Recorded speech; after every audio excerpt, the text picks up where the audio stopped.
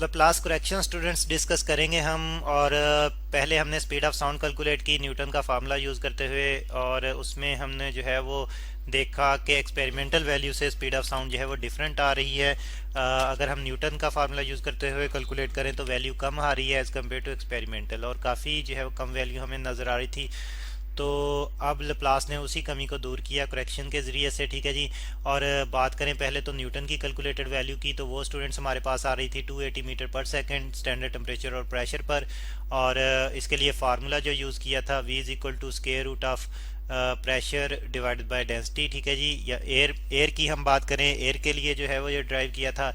और initial formula students जो हमने देखा था वो था v is equal to square of elastic modulus divided by density. ये किसी भी मटेरियल में अगर स्पीड ऑफ अगर साउंड जो है वो ट्रेवल करे तो तब फार्मूला है हमारे पास, ठीक है। तो अच्छा, हमने ये न्यूटन की वैल्यू जो थी वो देखी, न्यूटन के फार्मूले से कैलकुलेटेड वैल्यू। और अगर हम एक्सपेरिमेंटल वैल्यू को देखें तो वो आ रही थी जी 332 मीटर पर सेकंड स्टैंडर्ड टेम्परेचर और प्रेशर पर। अब लप्लास ने जो था वो करेक्शन की, और करेक्शन में उन्होंने कहा कि जब साउंड वेव्स ट्रेवल करती हैं तो इतनी तेज़ी से ट्रेवल करती हैं कि सडन यानी कि रैपिड कंप्रेशन और रिफ्रैक्शन प्रोड्यूस होती हैं। तो उसे क्या होता है, जो टेम्परेचर होता है वहाँ का यानी कि वहाँ की जो हीट होती है वो उस रीजन की हीट जहाँ पे कंप्रेशन प्रोड्यूस हो रही है, तो वो फ्लो नहीं कर पाती। टेम्परेचर कांस्टेंट रखने के लिए वो हीट जो है वो फ्लो नहीं कर पाती, और इसलिए वहाँ पे जो है वो फिर हीट जो है वो ट्रैप अप हो जाती है, हीट ट्रैप्ड, ठीक है। अब हीट अगर ट्रैप अप हो जाएगी तो जारी बात है वहाँ का टेम्परेचर जो है चेंज हो जाएगा, इंक्रीज कर जाएगा। तो जबकि बॉयल्स लॉ जो यूज़ किया था न्यूटन ने फार्मूला इसका स्पीड ऑफ साउंड का फार्मूला ड्राइव करने के लिए, तो बॉयल्स लॉ जो है वो हम सिर्फ कांस्टेंट टेम्परेचर पर ही ले सकते हैं। Product of pressure and volume constant pressure की उसके लिए कंडीशन है, ठीक है जी।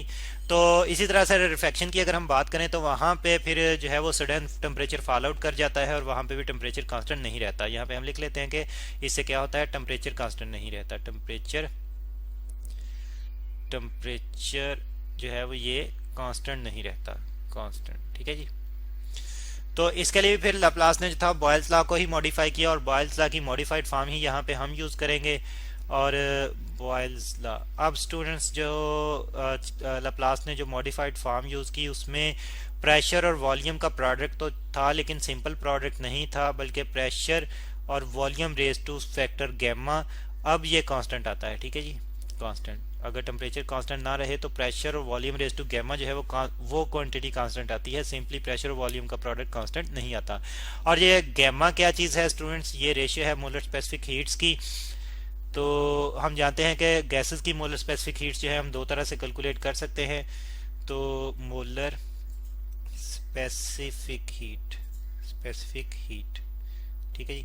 एक तो हम कांस्टेंट प्रेशर पर कैलकुलेट कर सकते हैं किसी भी गैस के लिए, कांस्टेंट प्रेशर, कांस्टेंट को शॉर्टली में लिख रहा हूँ प्रेशर। और दूसरी हम मोलर स्पेसिफिक हीट कैलकुलेट कर सकते हैं कांस्टेंट वॉल्यूम पर, ठीक है जी। Molar specific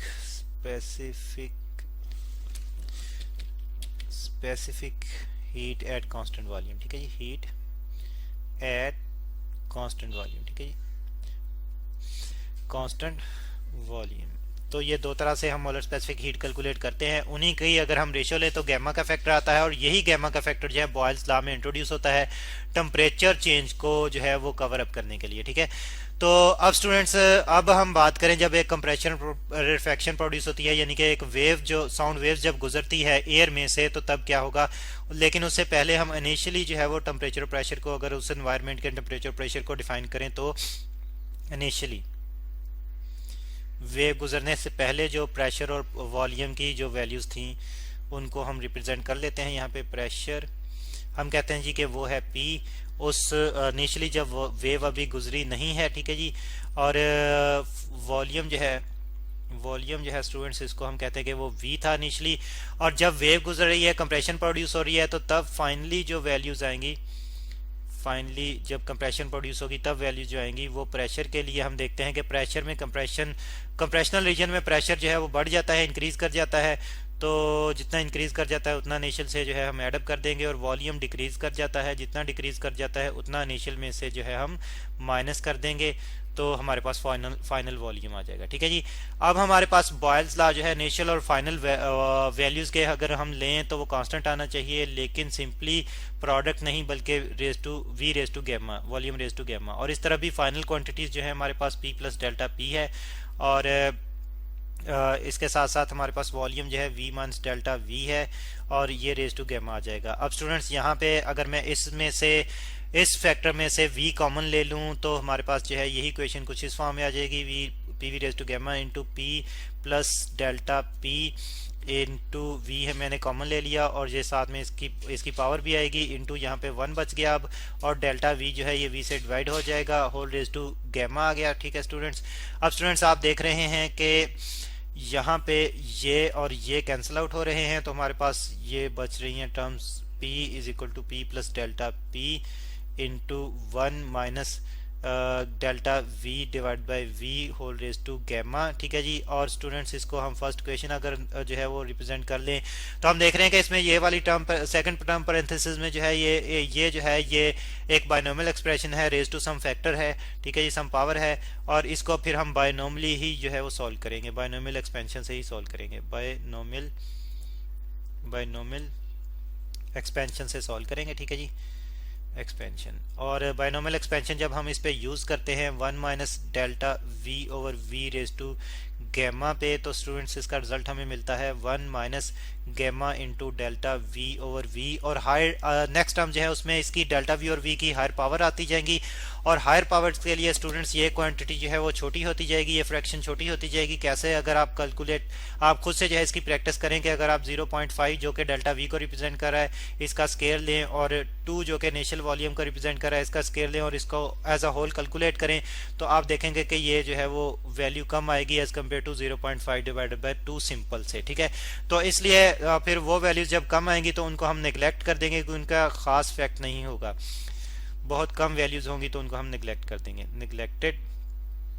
neglected terms. ठीक है जी, तो उनको हम यहाँ पे नहीं ले रहे। अब हमारे पास स्टूडेंट्स अब हमारे पास जो है ये इस की जगह हम 1 माइनस गैमा डेल्टा वी और वी पुट करेंगे, तो हमारे पास ये फर्स्ट क्वेश्चन इस फॉर्म में आ जाएगी, p is equal to P plus delta P into 1 minus gamma delta V over we.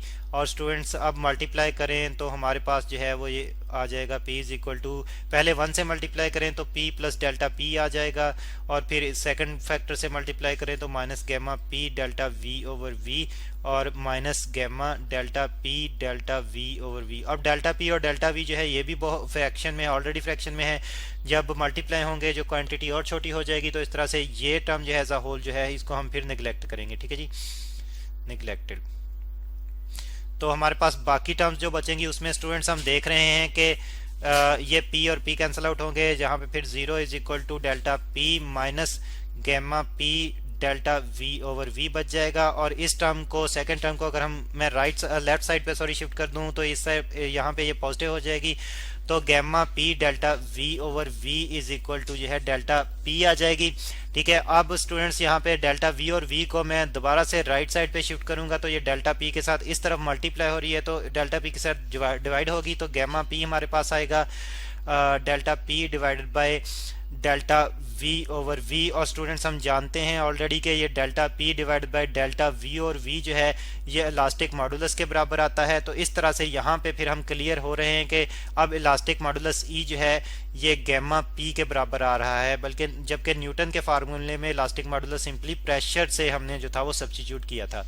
तो अब स्टूडेंट्स बिल्कुल इनिशियली जो हमने किसी भी मीडियम के लिए वेलोसिटी की इक्वेशन, स्पीड की इक्वेशन बनाई थी, वहां पे इलास्टिक मॉडुलस की जगह गैमा p हम पुट करेंगे, तो हमारे पास फिर जो है वो स्पीड की इक्वेशन आ जाएगी, v is equal to square root of gamma p divided by rho. और स्टूडेंट्स गैमा p जो है p डिवाइडेड बाय रो जो है ये हम ऑलरेडी कैलकुलेट कर चुके हैं, एयर के लिए स्टैंडर्ड टेम्परेचर प्रेशर पर इसकी वैल्यू कैलकुलेट कर चुके हैं, वो है 280 मीटर पर सेकेंड न्यूटन के फार्मूले से। और फिर सिर्फ गैमा की वैल्यू अगर हम देखें तो एयर के लिए गैमा की वैल्यू जो है एयर के लिए गैमा की वैल्यू जो है वो है 1.4। तो इसका अगर स्पीड फाइंड आउट करनी है तो इसका स्क्वायर रूट लें और मल्टीप्लाई कर दें इस फैक्टर से, 280 मीटर पर सेकंड से, 280 मीटर पर सेकंड से। ठीक है जी।